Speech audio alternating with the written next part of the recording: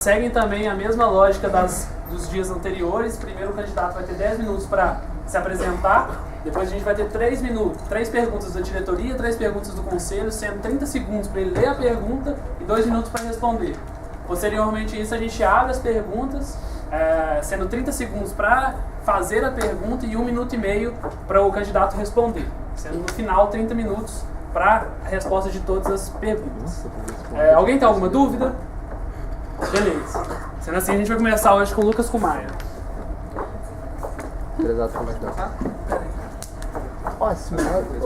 A sabatina de conselho é menor. Fica grande ou fica pequena? Não era menor, não? Era 5 minutos para 10. Puta que pariu, viu, gente? Vocês estão de sacanagem. Você conta aí, né, Isadora? As reclamações Vai dar tudo certo. Acho que não vai dar nada. No final, pode ser Pode começar. Pode começar? Bom, boa tarde a todos. Eu vou agora defender o meu plano de candidatura para o Conselho Administrativo para a gestão de 2017.2 e 2018.1. Está aqui meu contato, caso alguém ainda não tenha anotado em diversas oportunidades anteriores. Eu vou passar por 5 pontos na apresentação. Vou falar um pouquinho do meu histórico, de maneira bem breve. Vou falar um pouquinho sobre o que é o Conselho Administrativo, falar sobre o que eu enxergo como próximos passos do CJ. E aí eu vou quebrar um pouquinho em célula de projetos e depois falar um pouquinho da célula de suporte. Pensando então no meu histórico, falando de uma maneira bem resumida, eu estou na CJ há bastante tempo, eu vou fazer 3 anos e meio de empresa agora, e eu estou na CJ desde que eu entrei na faculdade, então eu não sei o que é ser estudante universitário e não fazer parte da CJ. E dentro dessa experiência aí de 3 anos e meio, de todos esses cargos que eu passei, eu acho que uma coisa que mais se destacou para mim, principalmente nesse período inicial, que eu fiquei muito tempo como consultor, onde normalmente a pessoa fica 6 meses, eu fiquei 1 ano e 3 meses, uma coisa que eu aprendi nesse processo, em relação ao CJ, é que ela tem sim uma capacidade muito boa de desenvolver as pessoas, uma vez que elas se dediquem e uma vez que elas deem tempo ao tempo. Acho que a gente não precisa ter muita pressa para alcançar as coisas, ou seja, hoje ela consegue ter uma estrutura que permite o seu desenvolvimento, caso você de fato se dedique e de fato dê tempo para você chegar no nível de desenvolvimento necessário para cada cargo. Então agora, eu conselho. Porque é isso que teoricamente eu tenho que fazer se eleito, e é isso que teoricamente vocês têm que me cobrar caso eu seja eleito. E para fazer isso, eu trouxe 3 passagens, 2 do nosso estatuto e uma do nosso regimento interno, da parte do conselho. As 2 primeiras são do estatuto e a terceira é do regimento interno. Então a gente tem a questão de deliberação, a questão de se manifestar sobre o que a diretoria trazer para o conselho, e lá no nosso regimento interno a gente tem também que as decisões relacionadas ao nosso planejamento financeiro têm que passar por aprovação do conselho. E se a gente pensar o que isso significa para o CJ como organização e qual que é o papel do conselho, nosso CJ como organização, a gente pode resumir em 2 coisas. A primeira delas é que a gente tem que garantir que os recursos sejam alocados da melhor maneira e estejam apontando para a direção certa.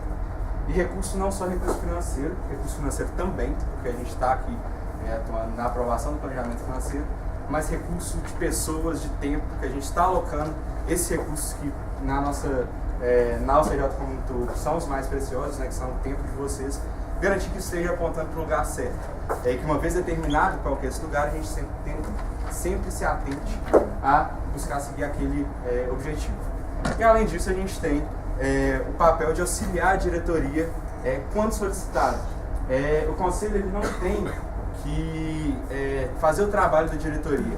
Cabe muito pouco ao conselho fazer muitas análises, fazer muitas propostas. Isso é trabalho do diretor. O que o conselho precisa fazer é olhar isso de uma maneira crítica, entendendo onde a gente precisa chegar e ver se as nossas ações do curto prazo estão correlacionadas com o nosso objetivo de longo prazo, se elas estão no limite apontando para o nosso objetivo de longo prazo. É isso que o conselho tem que fazer. E é isso que eu me proponho a fazer se eleito. E aí, pensando em próximos passos, pensando que a gente está numa etapa de estruturação do nosso planejamento estratégico e a gente está com a possibilidade de mudar o nosso foco para os próximos anos, eu pensando no que a gente deveria focar e qual que deveria ser a nossa maior preocupação, eu cheguei à conclusão que, na minha opinião, a nossa maior preocupação tem que ser com consistência. Como assim consistência? A gente precisa garantir que a gente entregue os melhores resultados sempre. Então a gente precisa garantir que consistentemente a gente consegue resolver o problema do nosso cliente. Hoje não sei até que ponto a gente consegue afirmar isso com muita segurança. Além disso, a gente precisa também diminuir a nossa dependência de pessoas, porque quando a gente tem dependência de pessoas, a gente não consegue ser consistente, porque a gente parte da necessidade de consistentemente criar pessoas boas, mas a gente não tem meios para isso. Então a gente tem uma dependência de pessoas e a gente não consegue garantir que essas pessoas sejam consistentemente boas. Então ali é o segundo ponto que a gente precisa trabalhar. E o terceiro ponto que eu acho que a gente precisa trabalhar, que está relacionado à consistência, é conseguir mensurar aquilo que a gente gera e o impacto que a gente está causando. Porque só assim a gente vai saber se a gente está de fato sendo consistente. Então isso está correlacionado com a primeira coisa que a gente colocou, que eu coloquei. Então a gente precisa saber até que ponto a gente está resolvendo o problema do nosso cliente. Não só se a gente consegue ou não resolver, mas quanto a gente de fato resolve, qual é o impacto que a gente gera com isso. E aí, já levando então para a célula de projetos, eu dividi o que eu acho que tem que ser os focos de atuação da célula de projetos e coloquei ela separada por ela representar a maior parte da empresa. Eu dividi ela nos 3 focos que eu cheguei a comentar ontem na célula de diretoria de projetos, que o atual diretor Rodrigo Saliba colocou na proposta dele, que é gestão interna, negociação e gerenciamento de projetos. Pensando na gestão interna e como que a célula de projetos tem que atuar na gestão interna, eu destaco 2 pontos. A gente precisa ter uma manutenção desse esforço contínuo de garantir que os nossos serviços eles estão sempre atualizados. E eles estarem atualizados não é só garantir que a gente, dentro daquilo que a gente faz, a gente está fazendo sempre o que tem de mais novo e o que tem de melhor. Mas garantir também que dentro das possíveis demandas que vêm surgindo para o mercado, que teoricamente a gente consegue atender, a gente consiga incorporar essas soluções no nosso portfólio de serviços. E aí uma outra coisa que a gente precisa, que eu acho que é interessante a diretoria trabalhar para os próximos semestres, é otimizar principalmente o tempo de reunião. Como assim?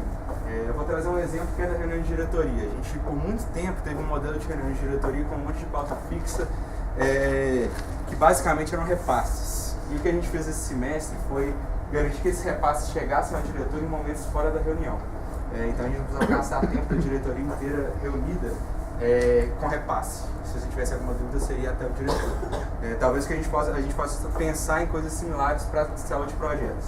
Por eu já ter participado da célula de projetos, eu sei que não é tão simples quanto foi na diretoria. Existe muita discussão que é gerada através desses repasses.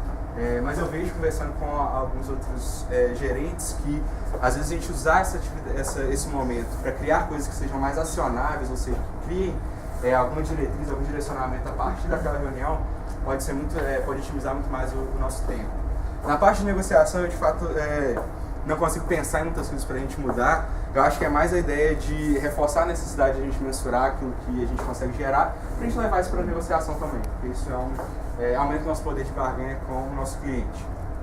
E aí na parte de gerenciamento, que eu acho que é uma questão um pouco mais delicada, muito porque a gente não tem um padrão de gerenciamento, cada gerente faz do jeito que ele acha que funciona melhor, e de maneira geral isso tem funcionado para o CJ. Eu acho que a gente precisa evoluir no gerenciamento e entender a participação de todos na execução de um projeto. Então o consultor ele tem a participação dele, ele fazer as etapas. O gerente de projetos, ele precisa garantir que aquilo está sendo executado, que aquilo está sendo executado da maneira correta, utilizando os recursos de maneira correta e aí conseguindo alcançar o objetivo do cliente. Mas hoje o gerente de projetos, ele, em alguns momentos, acaba se preocupando com coisas que teoricamente não deveriam entrar no tempo dele, ou não diretamente, ou não deveriam caber exclusivamente a ele, e ao fazer isso ele acaba desvalorizando funções de outros cargos que teoricamente deveriam executar aquilo que ele está executando. Então, se a gente conseguir garantir que o gerente de projetos vai ter um foco maior no que ele tem que fazer, e ele vai pensar em não fazer as outras coisas, mas efetivamente usar os cargos que teoricamente estão direcionados para aquela atividade, a gente consegue ter melhores resultados quanto a projetos. E aí, pensando nisso, que a gente fala das células de suporte. Então, eu vou começar com a célula de recursos humanos. Eu acho que a gente tem aqui 2 pontos que a gente precisa se atentar mais especificamente. Eu acho que a gente precisa, pensando na diretoria como um todo, aumentar o grau de aprofundamento das nossas análises. Eu acho que a gente tem mais dados do que a gente efetivamente analisa. Isso não é uma coisa muito benéfica para a empresa. E além disso, a gente precisa alavancar a participação do gerente de recursos humanos dentro do projeto. Uma vez que o gerente de projetos entende qual é a participação dele dentro do projeto, a participação do gerente de recursos humanos fica muito mais clara e pode ser muito mais efetiva. Pensando na ação de marketing, eu elegui 2 pontos principais que estão mais relacionados à diretoria do que à gerência em si. Que é a gente pensar na nossa inteligência de mercado, como que a gente vai alavancar isso. E hoje a gente consegue ter isso com as iniciativas do Ricardo. Pensar no nosso posicionamento de mercado. Hoje a gente tem uma posição no mercado e não um posicionamento no mercado. A gente precisa trabalhar em cima disso. E aí, pensando no gerente de relacionamento corporativo, é mais a ampliação da gama de atividades que ele está inserido. Pensando que, por ele ser um gerente, por ele ter um contato com o cliente, a gente consegue... existe a possibilidade de a gente refinar esse contato e aí alavancar o resultado de projetos através da ação do gerente de relacionamento corporativo. Eu não cheguei a citar a célula da MFIM, porque eu acredito que a maioria dos processos dele já estão muito bem estabelecidos e o problema não está na célula da MFIM em si. Obrigado.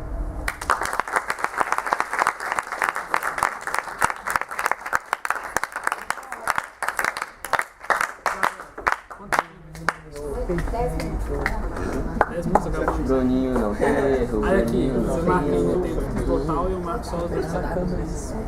Desculpa. Você vai marcar, você vai marcar os 2 minutos? Olha pra cá, Maia, olha pra mim. Alguém tirou o Ah, tá. O menino ficar sério. Olha pra mim. Aqui, eu desconectava coisas.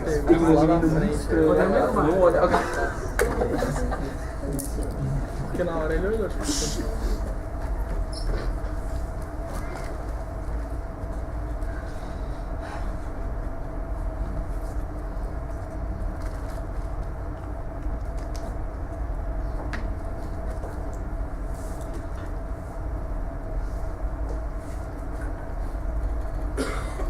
Tá, beleza. Quais lições aprendidas que eu vou buscar assegurar que a gente não repita na próxima gestão?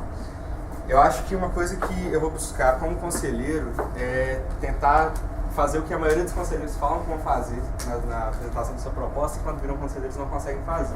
Eu espero que eu consiga, que é deixar a diretoria tocar a gestão interna de maneira mais eficiente. Eu acho que a maioria dos problemas... Esse semestre a gente teve um relacionamento muito bom com o conselho de maneira geral.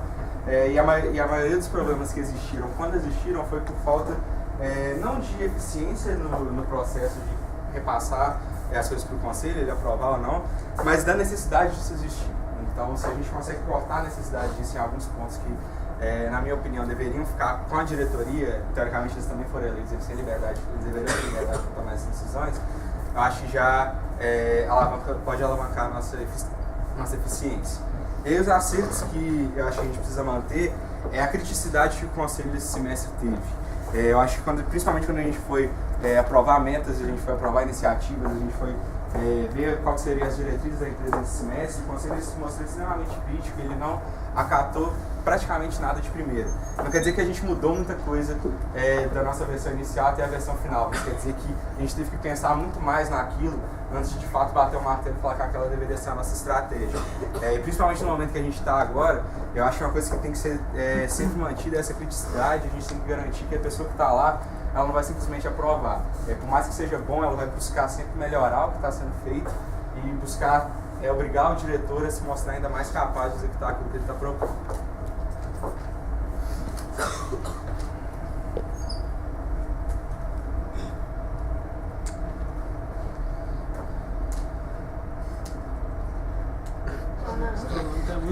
Tô tentando arrumar o cronômetro.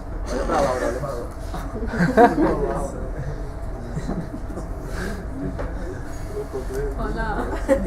Mas tô tentando arrumar o cronômetro. Mas a dona tá no A gente tá Eu não votei no vou não. Alguém deu iPhone. Agora tá com Porra, velho. Passa daqui, Ronan. O celular não presta, não. Só sei mexer com o iPhone. Um pouco de dificuldade.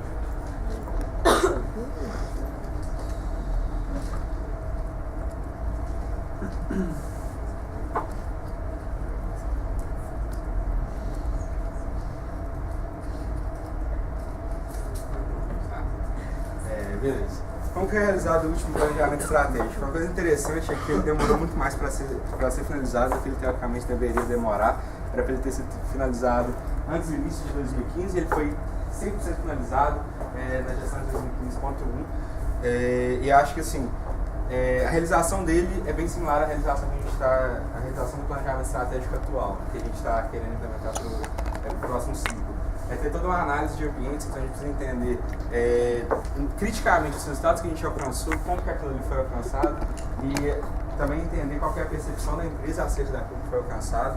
Depois teve todo um momento de conversar com pessoas mais antigas da empresa para entender o que elas achavam da empresa na época delas e pensar, dada a situação atual, o que deve ser os nossos próximos passos. Uma coisa interessante foi que a gente teve uma participação mais ativa dos membros, no caso, na escolha dos nossos valores. Aqueles valores eles foram votados em reunião geral, mas de maneira sucinta, o planejamento estratégico foi feito assim: a gente fez uma análise interna, que buscou entender o que fez a gente chegar até onde a gente estava, e depois a gente pensou quais eram os próximos passos. As principais críticas do modelo anterior, eu não consigo falar com bastante precisão, mas eu tenho basicamente o que me foi repassado, e porque nessa época eu não participava tão ativamente. Mas eu acredito que o planejamento anterior ele não garantia que a gente tinha foco em em tudo o tempo todo. A gente dividia o nosso foco, a gente conseguia ser bom naquilo que a gente estava focando, mas a gente não criava ferramentas para garantir que aquele desenvolvimento que a gente teve no período passado se mantivesse no período seguinte. E quando a gente mudava o nosso foco, a gente perdia tudo que a gente conquistou. Acho que isso é uma crítica. Agora o nosso planejamento estratégico ele consegue ser um pouco mais generalizado. E aí esses gargalos eles foram sanados? Olha, eu acredito que sim. Eu acredito que a gente, em momento algum, direcionava o nosso foco a alguma coisa específica. A gente sempre tinha uma noção mais geral daquilo que a gente queria alcançar e a gente estava sempre procurando isso.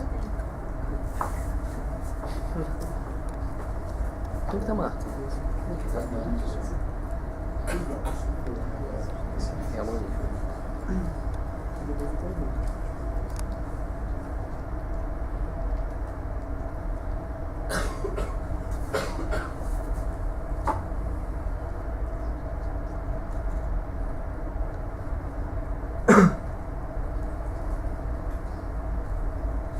Tá. Só para explicar esses indicadores de eficiência da estratégia de eficiência operacional, da estratégia é KPIs batidos sobre o total de KPIs, e operacional é KPIs batidos sobre o total de KPIs. Isso aqui é muito mais um indicador informacional do que... Assim, a gente pode considerar ele um indicador estratégico, mas ele é muito mais... a gente tem pouca atuação direta sobre ele, porque a gente atua sobre os outros KPIs.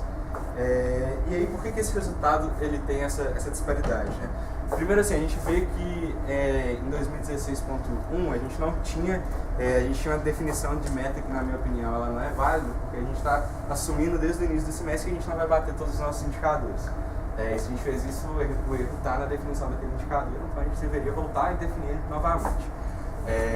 E aí depois a gente tem meta de 100% no ano anterior e a mesma coisa para a eficiência operacional.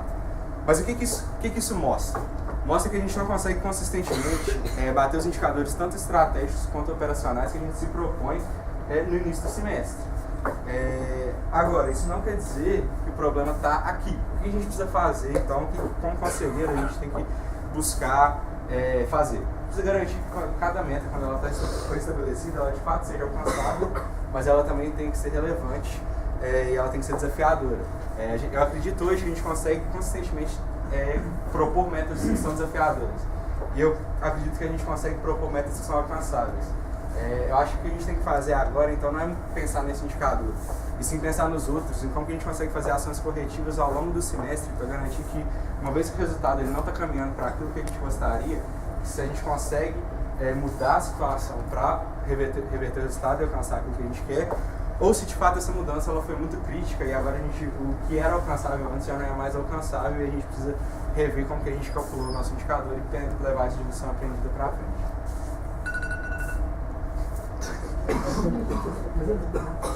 Dá pra fazer um silencioso também.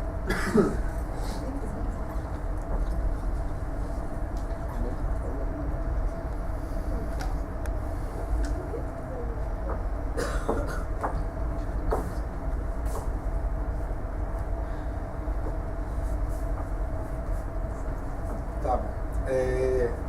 não consigo falar muito criticamente sobre os conselheiros do começo do planejamento estratégico, porque eu não estava muito presente. Mas como eu conheço as pessoas, eu vou me balizar no perfil dessas pessoas e não necessariamente na gestão delas. Eu acredito que o conselho que foi mais eficiente, e isso pode gerar muita crítica, porque ele foi um conselho que gerou muitos conflitos, mas na minha opinião ele foi um conselho extremamente eficiente, foi o conselho foi o conselho do semestre passado, na verdade o conselho do semestre retrasado, que a gente tinha o Gustavo, o Diego, o André Maia, o Guilherme Lima e o Guilherme Pazini como conselheiro. Porque eu acho que esse conselho foi muito eficiente. A gente tinha muita gente. A gente tinha muita gente muito crítica. E essas pessoas, elas simplesmente não aceitavam facilmente aquilo que era proposto, porque elas tinham acabado de sair da gestão delas, elas queriam. A gente teve uma gestão que foi muito boa e elas queriam garantir que aquilo seria continuado. Então, qual seria a minha postura como conselheiro, tomando como base a postura deles? Buscar entender o que a gente fez de certo na diretoria atual, o que justifica os resultados que a gente teve, buscar entender o que pode ser alavancado e cobrar isso muito firmemente. Eu acho que até uma coisa que gerou um pouco de descontentamento com o conselho daquela época, que ele era presente até demais junto à diretoria. Ele quase que queria fazer o que a diretoria teoricamente deveria estar fazendo. Isso eu acho que eu preciso fazer de maneira diferente, mas a cobrança em si, e principalmente o nível de criticidade, o nível de conhecimento que as pessoas tinham, é uma coisa que eu me inspiro, digamos assim, e eu pretendo conseguir replicar como conselheiro.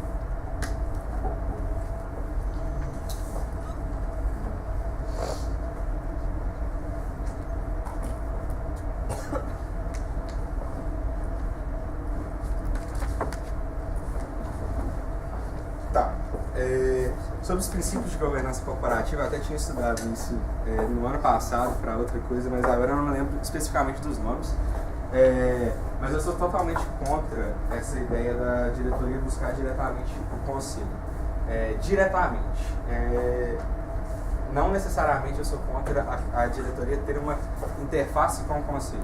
Eu acho que é importante porque o presidente não necessariamente ele consegue levar a demanda 100% da diretoria para o conselho. Às vezes ele não está tão inserido naquela realidade, às vezes é muito comum, sei lá, um diretor de projetos procurar um conselheiro que foi diretor de projetos, e como o presidente não foi diretor de projetos, ele não consegue, às vezes, transmitir a ideia como o diretor quer. Mas uma coisa que eu acho que é essencial é que o presidente ele precisa estar ciente disso. Eu acho que ele tem que ser essa ponte. Ele não precisa ser a ponte da informação, mas ele precisa não ser a ponte das pessoas.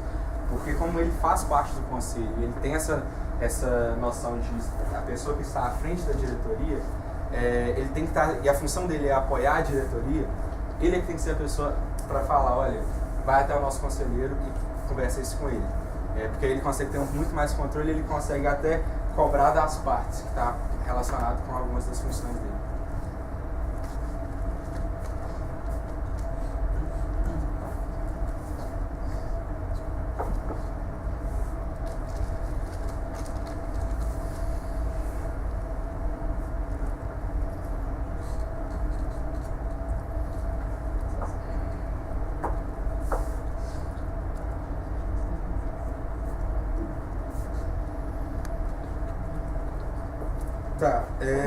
Eu acho que falar de indicadores que a gente não conseguiu alcançar é um pouco complicado, porque a gente tem que pensar em todo o processo que a gente teve para chegar naquele indicador. Então, por exemplo, se fizer uma análise do indicador de chave da célula de projetos para esse semestre, a gente vai ver que a maioria dos resultados não foram satisfatórios e alguns foram até muito insatisfatórios. Mas se a gente não analisa qual foi a situação em questão, o que a gente fez diante daquela situação, não tem como a gente construir uma crítica que, na minha opinião, seja devidamente embasada. Acho que um objetivo que a gente não conseguiu alcançar de maneira muito eficiente está relacionado à questão de ter um posicionamento assertivo frente ao mercado, fechar melhores projetos, porque eu acho que hoje a gente não consegue, primeiro, posicionamento de mercado, hoje eu não acho que a gente consegue ter isso. A gente tem, de novo, uma posição no mercado, a gente está lá porque a gente está lá e não porque a gente tem esforços para fazer alguma coisa. As empresas conhecem a gente porque conhecem a gente, elas não conhecem alguma coisa específica nossa, então a gente não tem um posicionamento frente ao mercado, a gente tem uma posição lá que a gente meio que tem por nosso tempo de existência. E nesse sentido também de melhores soluções, eu acho que a gente nem sempre está se preocupando em garantir que aquilo ali vai dar certo. A gente cai um pouco na ideia de, se no planejamento nosso, do consultor, né? Se na ideia, na cabeça do consultor, na lógica do consultor, aquilo está dando certo, provavelmente vai dar certo na realidade. E nem sempre isso acontece. Então acho que isso é outro ponto que a gente falhou no nosso planejamento estratégico e é uma coisa que não pode faltar no próximo. Que é mais do que propor a melhor solução, preciso propor a melhor solução, dado que essa solução é aplicável, dado que o meu cliente vai conseguir fazer aquilo. Fazer uma coisa que é excelente, meu cliente não consegue fazer, não vale a pena.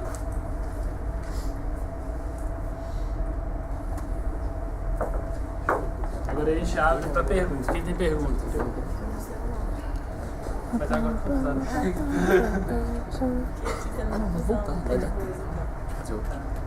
Posso dar? Pode. Não, pode.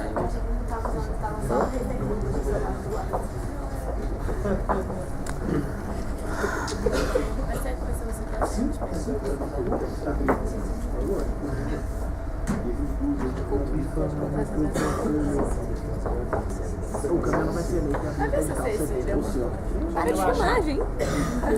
tô falando do... Vai.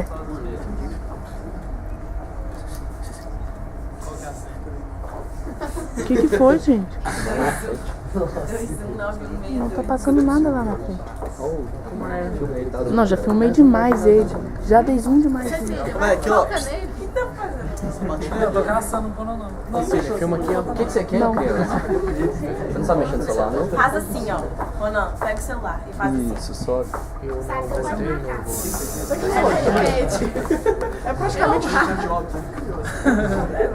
O que tá acontecendo, galerinha? Nunca mexi no celular. Ricardo. No segundo semestre de 2017, será realizada a formulação do mercado estratégico da CGE.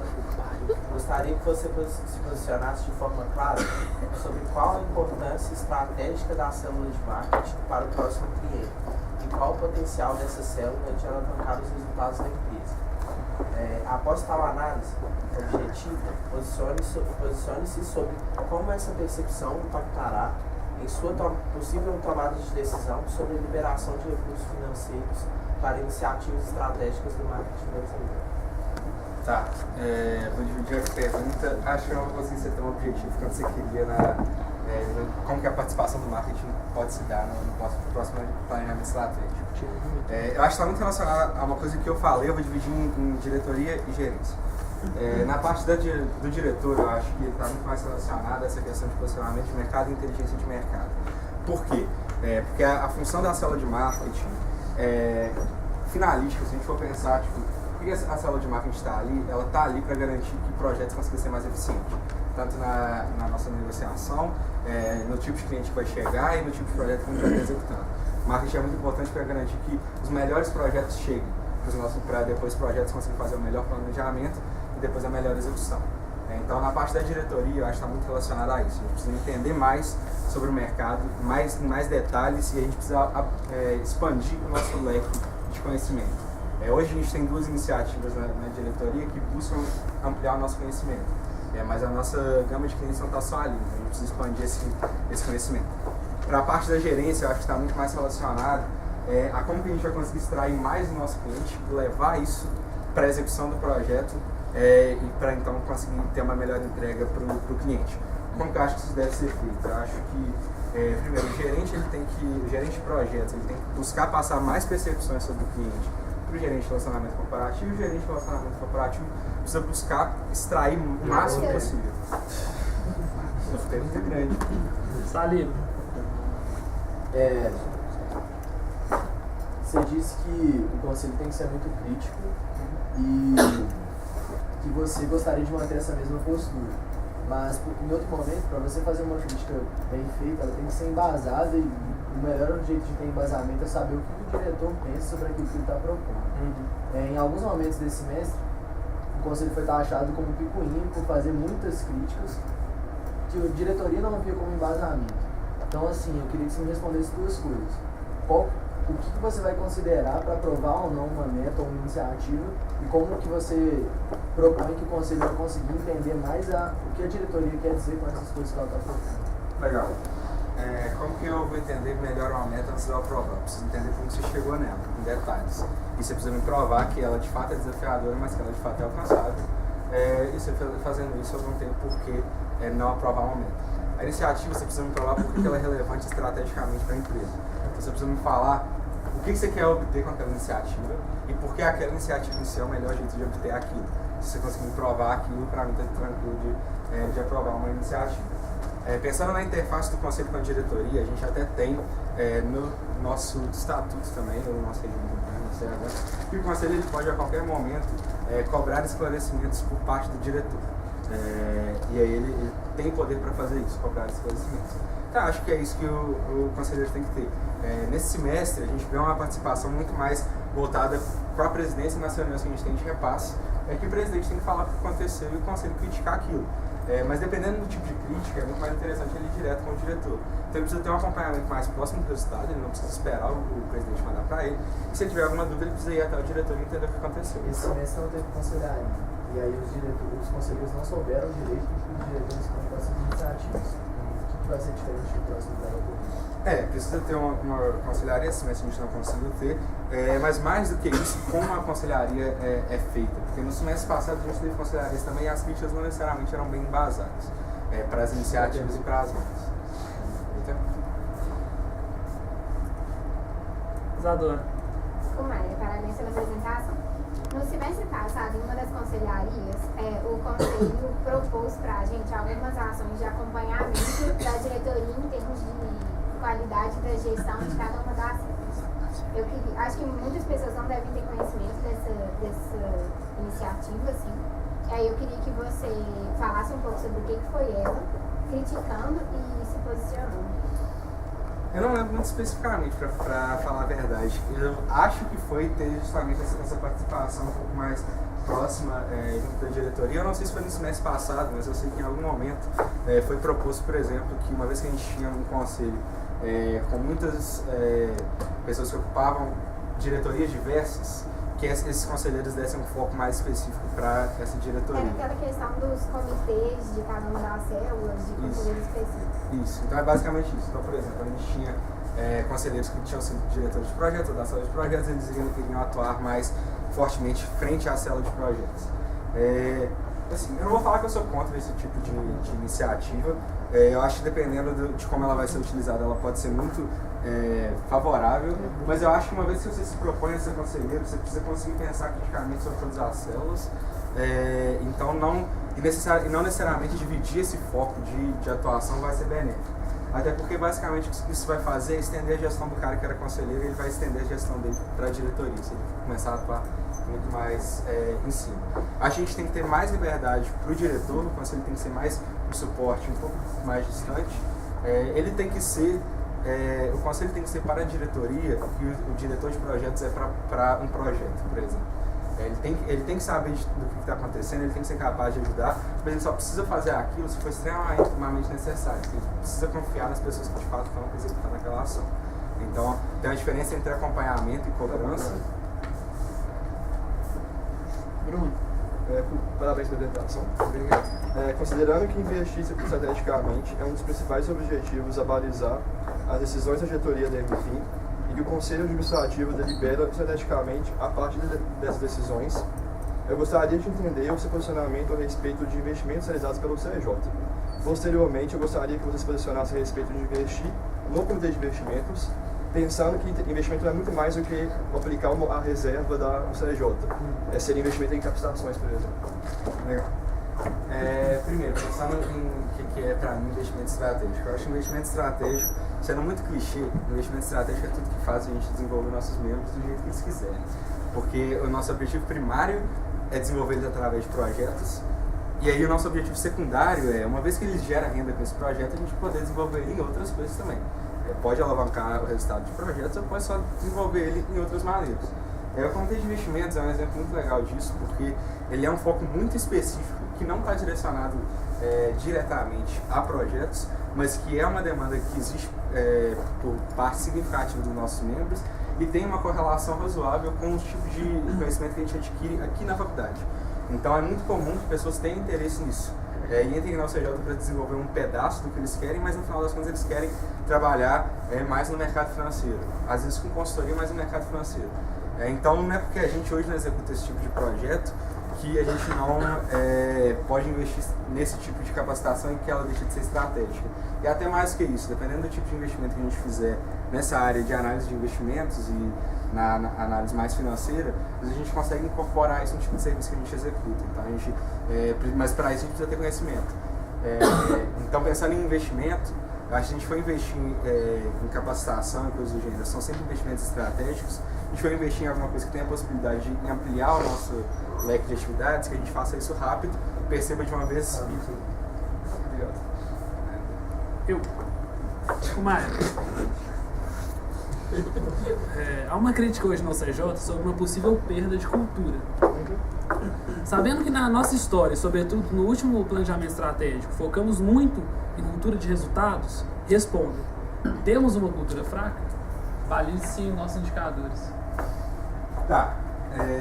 Primeiro, eu acho que balizar a cultura de indicador é complicado, mas vou ver se eu consigo responder a sua pergunta e nesse processo eu penso em algum indicador. Mas olha, o que eu vejo como cultura? Eu acho que cultura está relacionada àquilo que move as pessoas que estão aqui. Eu acho que a gente não tem uma cultura fraca, eu acho que a nossa cultura está ficando um pouco difusa. Ela, em essência, ela é muito forte, a gente consegue ver um padrão comportamental, digamos assim, das pessoas que estão aqui, mas antes isso era mais generalizado. Agora a gente vê esse padrão comportamental focado muito na questão que eu colocaria como excelência, como capacidade de execução, como capacidade analítica. A gente vê isso presente em praticamente todos os nossos membros, para não dizer todos. E é isso que era a base de uma cultura com foco em resultados, então a gente ainda tem isso. Agora, o jeito como essas pessoas expressam essa percepção, essa obstinação por resultados, esse tipo de coisa, mudou muito ao longo do tempo. A gente tem pessoas que têm perfis muito diferentes, por mais que a capacidade de entrega delas seja muito semelhante. Eu não sei se isso é um problema, eu já me peguei perguntando isso e eu realmente não sei se isso é um problema. A gente tem que ver, a gente não tem tempo suficiente de análise para falar se isso é um problema. Pensando em indicadores, se a gente falar que a gente tem uma cultura de resultados, não tem porque nossos indicadores teoricamente suportam isso, a gente tem resultados crescentes. A gente teve um ano passado, um primeiro semestre um pouco ruim, mas a gente conseguiu crescer no segundo semestre, a gente está tendo agora no primeiro semestre que é o melhor. Vinícius. Lucas, minha pergunta é muito simples. Eu queria que você se posicionasse a favor ou contra a redução do corpo técnico e os consequentes riscos que isso traria para o CJ. Tá. Primeiro, se é a favor ou contra é muito generalizado. Eu diria que eu sou a favor nas seguintes condições. Na verdade é o seguinte, eu construo essa linha lógica. Se a gente reduz o nosso corpo técnico, a gente garante as pessoas que a gente corta a mais não são as melhores. São as pessoas que a gente acha que estão prontas para entrar no CJ, mas que tem um gap pequeno ou grande das outras pessoas que estão acima dela. Então, se a gente não passa essas pessoas, teoricamente o nosso nível médio aumenta, por mais que seja marginal esse aumento. Além disso, a gente consegue, às vezes, priorizar outras coisas. Se a gente chegar à conclusão que o nível médio de todas as pessoas é muito semelhante, a gente não precisa se balizar nisso em corte, a gente pode se balizar em fit cultural, em como que a gente acha que aquela pessoa, de fato, vai fazer diferença aqui dentro. Então a gente vai conseguir ter pessoas melhores. Por definição, eu parto desse pressuposto. Com pessoas melhores, a gente vai conseguir executar mais, na minha opinião. Eu crio essa linha lógica. E executando mais e melhor, a gente vai conseguir, então, num segundo momento, às vezes alavancar os resultados que a gente gera frente aos nossos clientes, aumentar o nosso poder de barganha com eles e aumentar o nosso preço da hora, por exemplo. Depois, com isso, a gente consegue ter, por exemplo, um faturamento similar com menos pessoas. Então, a gente aumenta a nossa eficiência. Quando a gente conseguir fazer isso consistentemente, a gente vai conseguir, vai ser um momento de se desafiar. Será que eu consigo fazer isso com mais pessoas? Então, no curto prazo, talvez reduzir o corpo técnico seja uma alternativa legal. Mas eu não acho que no longo prazo a gente tem que ser uma empresa menor. Eu só não acho que necessariamente a gente tem capacidade hoje para ser do tamanho que a gente é. Lucas, parabéns pela sua apresentação. Eu gostaria que você criticasse a atual política de auditoria e me dissesse como ela pode ser melhorada e como o Conselho pode atuar de forma mais efetiva para que a audição ocorra de maneira mais igualitária e imparcial dentro da empresa. Tá, primeiro, criticar a política de auditoria. Eu acho que ela não tem uma divisão de pesos tão grande quanto ela deveria ter, dado que ela é um instrumento de desligamento. Então a gente coloca coisas que são muito mais graves do que outras numa mesma faixa, e isso pode fazer com que pessoas sejam desligadas por motivos teoricamente bobos. Não estou dizendo que esses motivos que isso não seja um problema, a pessoa está cometendo esses erros, mas eu não sei até que ponto isso justifica ela ser desligada. Então a gente precisa rever eu acho que é válido a gente rever esse ponto. Então como que a gente vai aumentar o nosso leque de pontuação, baseado no que a pessoa fez. Como o conselho tem que se posicionar frente a isso? Ele precisa garantir que a política de auditoria seja uma maneira de garantir que as pessoas que a gente quer aqui estejam aqui e que as pessoas que a gente não quer aqui não estejam aqui. E a gente tem embasamento para fazer isso. Até porque o desligamento é uma função do conselho. Então o que o conselho tem que fazer? Ele tem que ter muito claro para ele quais são as falhas que não são aceitáveis para uma pessoa que está aqui, baseado nisso, criar uma política de auditoria. E aí, uma vez que ela seja criada, garantir que aquilo ali está sendo seguido à risca. Mas você trocaria totalmente a política de auditoria atual? Talvez eu trocaria a disposição de pontos, não as infrações. Eu acho que aquelas infrações de fato são infrações, talvez adicionaria mais coisas. Acho que tem que ser um estudo um pouco mais detalhado. Acho que a gente precisa dividir, às vezes, por cargos específicos, porque se um gerente X faz uma coisa, se o gerente Y de outra célula faz a mesma coisa, o impacto que se gera é diferente. Às vezes, o que aquilo é frente à obrigação. Você se propõe fazer isso? Claro.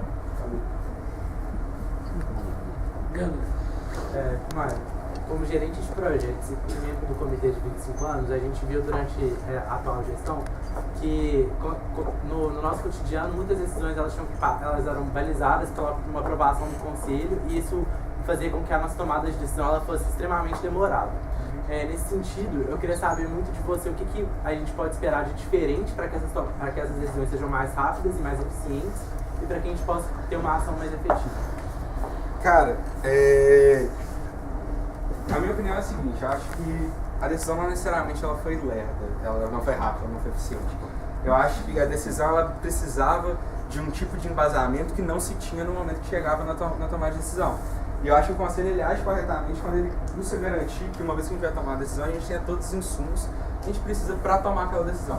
Principalmente uma decisão como a do Comitê de Investimentos, que envolve uma alocação de recursos muito grande, envolve várias consequências que são muito significativas frente ao CJ. Então, eu acho que o posicionamento do conselho não foi errado. Eu acho que uma vez que existe vontade de fazer uma mudança muito grande, você tem que ter um embasamento muito grande. E não necessariamente era isso que tinha. Então, a função do conselho, o conselho ele fez o que ele tinha que fazer, que era buscar assegurar que tudo estava muito bem embasado. Elas aconteciam no tempo quando a gente queria que elas acontecessem. Tá, esse ponto de marcação de reunião, eu acho que é um pouco mais tranquilo de responder. Olha só, o cara que se propõe a ser conselheiro, ele tem que estar disposto a dedicar tempo para isso, do mesmo jeito para um diretor. Então, o cara ele não pode ser um empecilho na tomada de decisão, mas ele também não pode permitir que uma tomada de decisão seja feita de maneira precipitada. Então, o que eu pretendo fazer? Olha, eu pretendo ser o mais disponível possível, mas eu pretendo ser tão crítico quanto. Pedro Dias. Mário, a minha tem 3 perguntas, na verdade, cada uma depende da resposta que você vai dar. A primeira é: você acredita que hoje o corpo técnico vê valor no conselho? Já é para ir respondendo? Já. Eu espero que sim. Esperando que sim. O que você se propõe a fazer para que esse espero se torne realidade? Tá. Beleza. Eu acho que isso é uma coisa que... vamos pensar o seguinte. Pensando na Auxiliado como empresa, a gente precisa garantir que cada pessoa saiba o que ela tem que fazer, qual que é o papel dela no todo. Eu não acho, por exemplo, que um cara que é consultor ele precisa perder o tempo dele se preocupando com as coisas muito estratégicas. Ele precisa saber do resultado, ele precisa saber da estratégia da empresa, porque ele faz parte da empresa. Mas ele não precisa participar tão ativamente do processo de tomada de decisão, porque ele escolheu pessoas para fazer isso por ele. E que teoricamente tem embasamento de fazer isso por ele. O conselho, ele está no final desse processo de tomada de decisão. Então, como que o consultor vai entender e ver valor no conselho? Quando ele vê que a tomada de decisão está sendo correta, é que quando as coisas estão dando errado, logo depois a gente consegue reverter esse resultado e que o conselho esteja presente nos momentos que são, digamos assim, pontos de virada. Então, se a gente teve um resultado negativo, acho que o conselho tem que se posicionar frente a isso, pensar o que a diretoria e o conselho vão fazer dado aquele resultado. E aí depois o consultor ele tem que ver aquilo ali de fato dando certo. Assim ele vê valor no conselho. Não acho que o conselheiro tem que vir e conversar com o consultor, não tem que apresentar coisas aos consultores. Acho que o consultor ele tem que ver o reflexo da atuação do conselho e se isso for positivo, a percepção dele sobre o conselho vai ser positiva. Isabela. Na reunião do semestre passado do conselho, eles falaram que ia entregar uma ata pra gente com todos os reparos das reuniões por e-mail, pra gente poder fazer o acompanhamento da empresa geral, mas isso não foi feito. Voltando um pouco na pergunta do Pedro, você falou agora que a gente tem que ver valor no conselho através das ações que vocês fazem, o reflexo delas nas decisões e nos resultados que a gente tem. Eu quero entender um pouquinho melhor isso daí. E realmente, se você não acha que tem algum ponto em gap aí entre a relação consultor e conselho? Falando sobre esse repasse que teoricamente os conselheiros iam dar, é até estranho porque como eu recebo a ata de reunião do conselho, para mim ela estava sendo enviada para todos os membros, eu não cheguei a olhar no destinatário, porque sempre no final da reunião quem está fazendo essas atas fala, olha, eu preciso finalizar aqui a ata, eu vou enviar ela para todos os membros. Como eu sempre recebi, eu achava que ela estava sendo enviada, porque isso era uma preocupação que de fato a gente teve e a gente, para mim, isso estava acontecendo. Eu sou super favorável disso acontecer, eu acho que tem que acontecer, vocês precisam entender como que foi a nossa tomada de decisão, qual foi a discussão. Eu acho uma coisa que isso pode gerar um pouco mais de trabalho para o conselho, mas para mim não é problema. Eu acho que, de novo, se o cara quer estar naquele cargo, ele tem que estar disposto a fazer o que o cargo precisa, o que precisa ser feito. Então, assim, às vezes a gente vai ter que ter uma descrição um pouco maior do que foi pensado, fazer um detalhamento de por que aquela decisão foi tomada. Mas eu acho que é importante o consultor ter acesso a isso. Muito como repasse. Eu acho que eu preciso gastar o tempo de todos os consultores, eu preciso fazer uma reunião com isso, eu preciso ter um repasse na reunião de membros. Mas eu preciso enviar para vocês para no devido tempo, e se houver interesse, vocês conseguirem ter acesso a esse tipo de informação. Então isso é uma coisa que, como está sendo feita, tem que ser mudada. Você acha que a gente vai ver o reflexo do trabalho de vocês no nosso dia a dia? Olha, eu acho que o reflexo do trabalho do conselho, você pode pensar bem semelhante ao reflexo do trabalho da presidência. Se eu pensar a presidência, ela tem... Pessoal, todas as dúvidas foram sanadas, a gente tem mais quanto tempo? 15 minutos. Mais 15 minutos. Quem mais tem dúvida?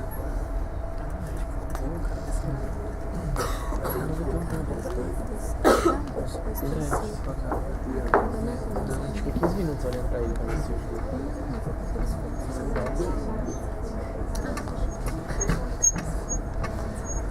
Ô Cadu, pega minha água aqui, por favor, pra beber. Não, você deixou cair.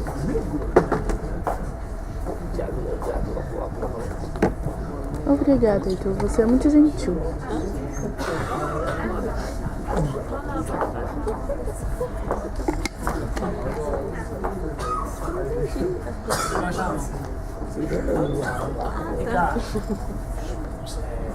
Mara, eu gostaria que você continuasse a responder a pergunta.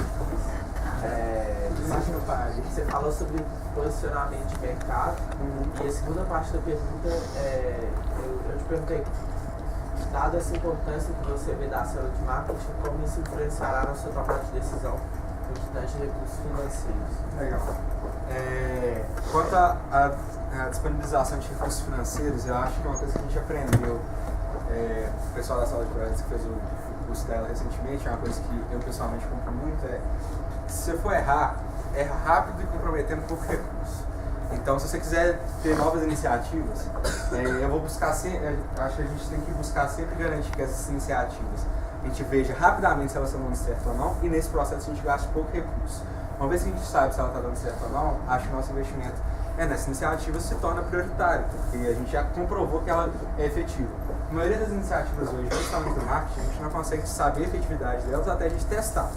Então, acho que o que a gente precisa fazer é garantir que a nossa fase pré-teste e teste inclua o mínimo de recursos possível, mas se precisar de recursos, que ela inclua recursos, e que depois disso, dada a comprovação da efetividade daquela iniciativa, que ela tenha todo o suporte necessário para rodar, dado o resultado esperado dela. Então, ela não tem que ter um investimento maior que o resultado esperado, mas ela tem que ter um investimento suficiente para garantir que o resultado esperado se consolide.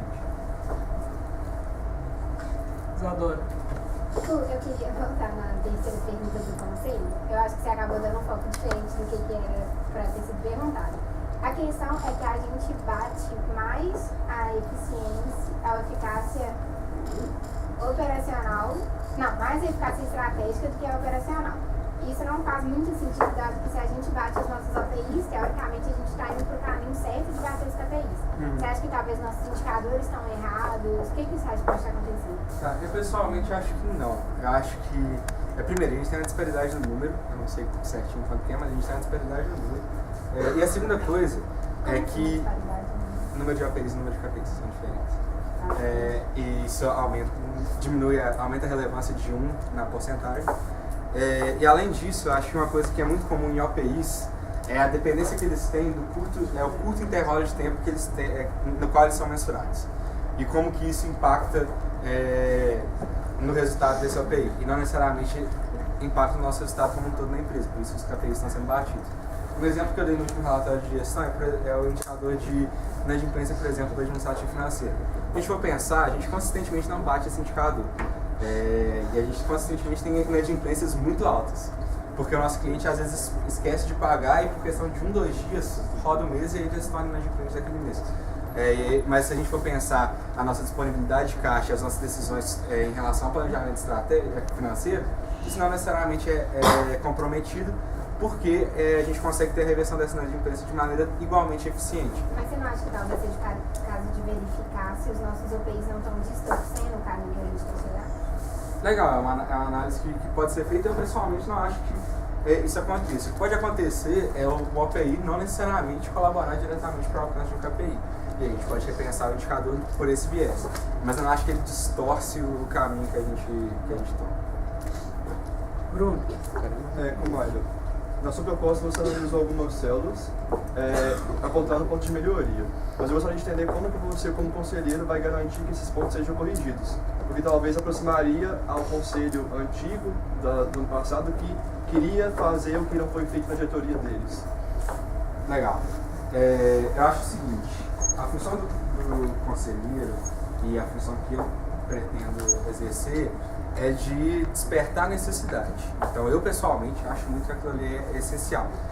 E eu acho que se eu não conseguir convencer, e aí eu parto de outro pressuposto também, as pessoas que são eleitas diretores são pessoas que conseguem ter um pensamento crítico sobre a empresa e querem que ela melhore e estão dispostas a trabalhar para isso. Nesse sentido, se eu não conseguir convencer esses diretores de que aquela iniciativa é relevante, talvez eu esteja errado. E aí, mas você vai tomar essa iniciativa de apontar para o diretor que aquilo está errado?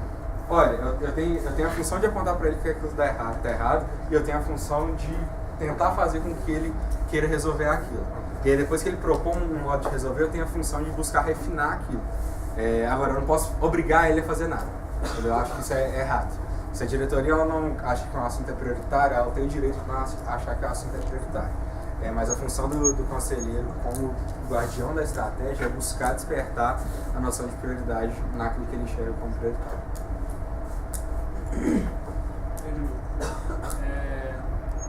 Mayra, no primeiro semestre desse ano a gente alcançou os melhores resultados da história dos primeiros semestres da OCJ. No entanto, não estou tão certo assim que toda empresa sabe disso. Isso nos mostra que temos uma grande deficiência quanto à comunicação dos resultados alcançados. Me responda se você acha que essa crítica ela é verdadeira e como que você, enquanto conselheiro, sugere que nós possamos melhorar. Eu acho que ela é verdadeira. Eu acho que a coisa que acontece é a pessoa ela não ter tanta base de comparação quanto, por exemplo, quem está na diretoria tem. A gente vende ao CJ muito bem, por exemplo, nosso programa Treino.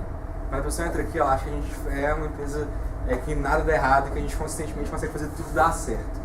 E não é assim. As coisas dão errado como em qualquer outra empresa, a gente tem problemas como em qualquer outra empresa e a gente sempre precisa solucionar eles.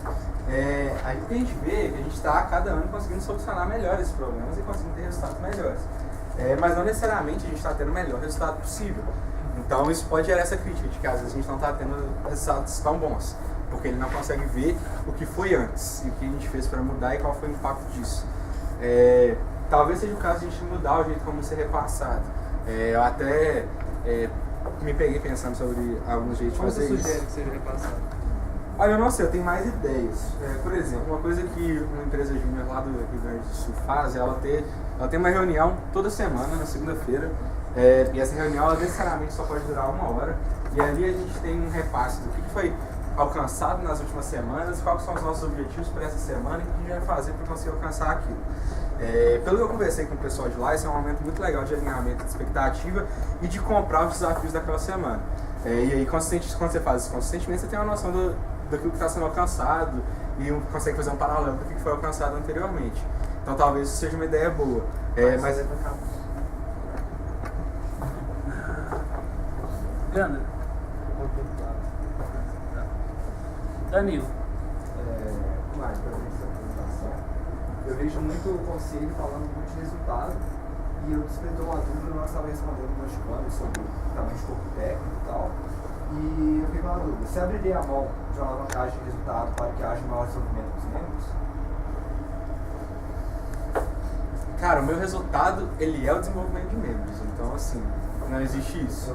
O que a gente pode fazer do ponto de vista financeiro, então, o que a gente pode fazer, e que eu pessoalmente não sou tão contra, mas eu acho que eu sou uma das poucas pessoas que não é tão contra, porque o movimento empresa júnior de maneira geral é muito contra isso, é a necessidade de a gente às vezes dar um passo atrás para conseguir chegar mais na frente. Eu acho que a gente ficar sempre do jeito que a gente está agora, não sei até que ponto a gente vai conseguir consistentemente melhorar, e não sei até que ponto a gente vai conseguir dar qualquer tipo de salto. Talvez a gente consiga sempre ficar crescendo um pouquinho, mas eu acho que a gente não vai conseguir dar um salto do jeito que a gente está. Porque a gente não tem espaço para isso.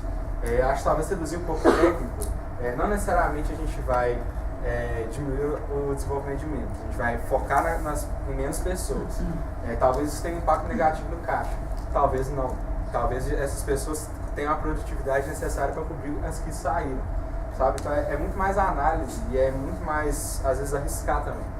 Eu pessoalmente acho que vale a pena arriscar. Acho que se for para pensar, acho que vale mais a pena a gente buscar pensar em longo prazo, por mais que a nossa gestão seja tão curta e que a gente não vai ver o resultado dessa coisa que a gente está pensando, acho que para a nossa CJ como um todo vai ser mais benéfico. Se partindo do pressuposto que aquela lógica que eu expliquei para o Vinícius ela é válida. Carol. Turma, foi falado na sabatina da presidência que o corpo gerencial não recebia tantos repasses acerca da estratégia da empresa e que o gerente de projeto seria a pessoa que levaria essa estratégia para o consultor. Foi algo que foi discutido. Você já falou na pergunta da Isabela e do Pedro em relação à sua ideia de repasses para consultor. Agora eu queria que você falasse em relação aos gerentes, como você acha que deve ser esse repasse da estratégia e das decisões do conselho para gerentes. Tá. O consultor, ele está na execução de projetos, então é muito mais difícil ele tangenciar a estratégia naquilo que ele está fazendo. Então o repasse para ele tem que ser um pouco mais específico. No caso do gerente, eu acho que o erro está em ele não ver no trabalho do dia a dia dele como que aquilo está relacionado à estratégia da empresa. Porque ele já está presente, ele já está mais inserido na rotina de diretoria, com exceção do gerente de projetos que está ainda muito focado na questão de projetos. Os gerentes eles cuidam basicamente de gestão interna, tanto quanto o diretor. Eles têm funções diferentes, mas eles cuidam de gestão interna. E os nossos resultados são relativos à gestão interna. Então, eu acho que os outros gerentes que a gente precisa fazer é trabalhar para que no cotidiano dele ele entenda o impacto que o trabalho dele está gerando na nossa estratégia e como que aquilo ali está alinhado com a nossa estratégia. Se isso não é feito hoje, isso precisa ser corrigido. Pessoalmente, eu não sei se só mudar a função ou só, às vezes, aumentar reconhecimento, coisa do gênero, vai suprir esse gap. Mas é uma coisa que precisa ser suprida, sabe? O gerente, ele já está inserido na estratégia. Ele é o tático, digamos assim, mas ele é responsável pelo primeiro grau de desdobramento da estratégia. Então ele já precisa entender muito mais fortemente qual é a relação daquilo que ele está fazendo com o nosso objetivo finalístico. Se ele não entende isso hoje, é uma coisa que precisa ser melhorada. Você acha então que não é mais, tipo assim, que o gerente ele tem um repasse, mas ele não consegue enxergar? Kumaira, a minha pergunta ela é até um pouco mais filosófica do que tangível, mas eu queria te perguntar, principalmente, você disse que você criticaria todas as decisões da diretoria, você acha que é importante. Até que ponto você acha que criticidade é positivo, se, vamos supor, se você não tem conhecimento suficiente sobre determinado aspecto, e até que ponto essa criticidade pode ser transmitida como falta de confiança na diretoria? Tá, eu acho que vai do relacionamento. Então, por exemplo, eu sempre busquei ser muito crítico. E eu acho que dificilmente as pessoas com quem eu convivi acham que eu estou sendo crítico porque eu não confio nelas. Elas acham que eu estou sendo crítico porque, principalmente no relacionamento com diretores, eu acho que eles entendem que eu estou sendo crítico porque eu entendo a relevância daquilo que ele está propondo e eu preciso garantir que ele esteja propondo uma coisa melhor. E eu quero acreditar que eu consigo fazer com que ele pense em coisas melhores. Então, a minha criticidade é sempre nesse ponto. A questão do conhecimento, eu acho que uma pessoa não consegue ter legitimidade para criticar uma coisa se ela não conhecer bem daquilo. A menos que ela no começo fale, olha, eu não conheço sobre isso, mas aqui está a minha crítica. Que ela é válida também. Mas então, se você pretende criticar incisivamente alguma coisa, trate de conhecer muito bem daquilo. Sim, mas pensando, por exemplo, que o conselho ele trava qualquer decisão. Então, se você fizer uma crítica que não vai para frente, não é igual se eu fizer uma crítica sobre uma decisão sua. Isso tenderia você colocar, por exemplo, o pé atrás a criticar uma coisa que você não sabe ou continuaria com a postura de criticar de qualquer maneira? Acho que não, porque não é criticar de qualquer maneira. Nesse caso, se você não conhece, é buscar entender mais a fundo a coisa e aí partir do pressuposto que você consegue criar um posicionamento uma vez que você entende aquilo. Então, se você não sabe, você vai virar para o diretor e falar, olha só, me explica mais isso aí a fundo. Baseado nessa explicação, eu vou ter uma crítica. Baseado nessa crítica, o diretor vai ou rebater essa crítica ou compartilhar dessa crítica e aí, às vezes, mudar. Iago. Isabel. Eu queria saber se, na sua opinião, você acha que a gente está selecionando pessoas que estão alinhadas à nossa cultura, principalmente nos valores de desenvolvimento colaborativo e resultado? Não, legal. Eu acho sim que a gente consegue selecionar pessoas que conseguem entregar bons resultados. Eu não sei até que ponto a gente consegue selecionar pessoas que são consistentes nisso, mas eu acho muito difícil uma pessoa de 18, 19 anos ser consistente em entrega de resultados. Então a gente precisa entender que a gente seleciona pessoas que têm potencial de se tornar consistentes e a gente precisa garantir que elas se tornem consistentes uma vez dentro da OCJ. Talvez a gente falhe nesse processo, se a gente falhar, a gente tem que, na verdade, eu acho que a gente falha nesse processo, em alguns casos, a gente tem que melhorar esse ponto. Na questão de desenvolvimento colaborativo, eu acho que existem graus diferentes de desenvolvimento colaborativo. Eu acho que eu não preciso que todos os membros da OCJ cheguem todo dia e perguntem para cada consultor o que ele está fazendo, aí você precisa de ajuda ou coisa do gênero. Mas eu acho que cada membro da OCJ precisa entender que se ele está ali, ele tem tanto potencial quanto outro consultor para resolver o problema que aquele outro consultor está encarando. E se aquele consultor não está conseguindo, não tem porque eu não tentar ir lá e ajudar. Eu acho que isso é válido para corpo técnico, para gerência, para diretoria, acho que para qualquer cargo que a pessoa executar. Eu acho que não necessariamente as pessoas têm essa percepção. Acho que por entenderem, dependendo do cargo que executam, que a função dele é aquilo ali e pronto. E não confiar na capacidade dele de expandir o leque de atuação deles. Eu acho que isso é uma coisa que a gente pode trabalhar. Eu acho que a gente tem potencial de ter melhores resultados se a gente conseguir trabalhar um pouco mais colaborativamente.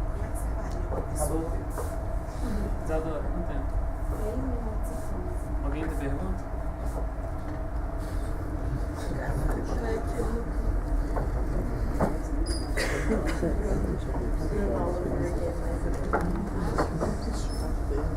Eu vou começar. Que isso? Ué. Prioridades.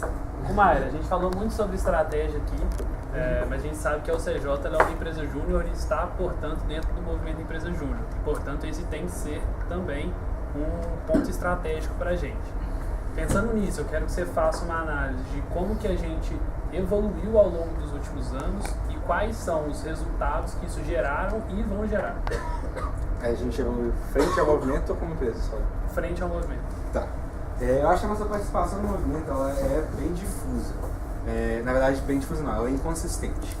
Eu acho que sempre a gente se propõe a entrar numa instância, fazer alguma coisa diferente, a gente consegue, e eu acho que a gente tem esse tipo de reconhecimento. Eu acho que nos últimos semestres isso ficou muito claro para mim. Até na quantidade de demandas que chegam para a gente, na quantidade de pessoas que buscam aprender com aquilo que a gente está fazendo. Mas eu acho que a gente não consegue ser consistente nisso, porque as pessoas não necessariamente querem.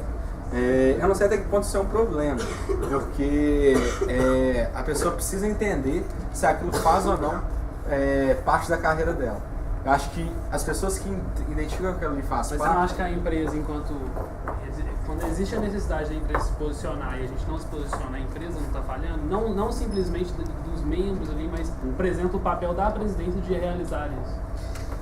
Tá, se posicionar frente ao mente. Eu acho que a gente se posiciona. Eu acho que, na verdade, eu acho que o que pode acontecer por causa de gestões passadas e por causa de conflitos individuais, a nossa opinião não ser levada tão a sério quanto ela teoricamente poderia ser, dado o grau de... Nossa opinião frente ao médio. Frente ao médio. Eu acho que a gente fala que a gente é ponta de lança do movimento, coisa do gênero, mas a gente não consegue ser isso. A gente não, hoje a UCJ não tem o poder de bater o pé em alguma... Bruno. Isadora. Com relação à atuação do conselho, acho que não esse semestre, mas historicamente a gente tem casos de conselheiros que se veem muito ausentes e acabam não participando da discussão. Eu queria que você respondesse entre 3 opções, assim, em termos de como punir esses conselheiros e tal. Você acha que A, não existe mais esse problema, B, existe esse problema, mas a gente consegue mitigar ele com os nossos meios, então, por exemplo, eu posso auditar um conselheiro que não fizer determinada função, ou você acha que a gente não tem meios para essa punição e sim esse é um problema, e se você falar a letra C, quais seriam os meios que você acha que a gente Tá. Eu acho que a gente está mais na B do que para C, a gente tem meios, acho que a gente não usa eles. Por exemplo, no Estatuto do Regimento Interno fala que se o conselheiro ele se ausentar e não responder nada por, acho que 30 dias, ele pode ser desligado, coisa do gênero. Então, assim, a gente busca sempre, acho que a gente tem ferramentas para garantir que o conselheiro ele não seja um empecilho na tomada de decisão. Acho que o que a gente não faz é utilizar isso eficientemente. A gente tem muito receio de tomar decisões um pouco mais incisivas frente ao conselheiro e frente aos membros, de maneira geral. Eu acho que a gente tem que começar a fazer isso. Eu acho que uma vez que você faz a nossa batina, você está querendo se comprometer a algo. Se você não cumpre isso, você não pode mais, você perde a legitimidade de exercer aquela função. Isso tem que ser muito claro. Então, se o conselheiro está se ausentando, ele tem que parar de ser conselheiro. Pronto, eu acho que tem que ter uma conversa com ele e falar, olha só, tenho certeza que você consegue me ajudar, mas você não está fazendo isso. Então a gente vai simplesmente tirar. Pronto. Sabe? A gente precisa ser mais eficiente nisso. De uma vez que a gente detecta que o problema existe, a gente solucionar ele. Tá dando. Temos 35 segundos. Alguém tem alguma pergunta? Desculpa. 35 segundos.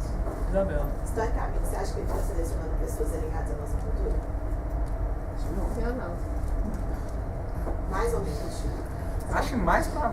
A gente está mais conseguindo selecionar pessoas alinhadas à nossa cultura, porque se você pensar, a nossa cultura ela tem um viés de pessoas que conseguem constantemente resolver problemas, e aí depois a gente tem outras coisas, de alinhamentos entre as pessoas, entre o perfil dessas pessoas.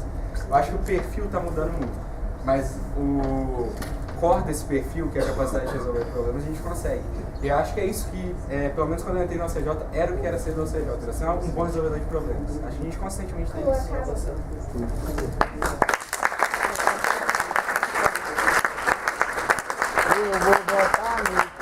Pessoal, agora a gente passa uma pausa de 10 minutos.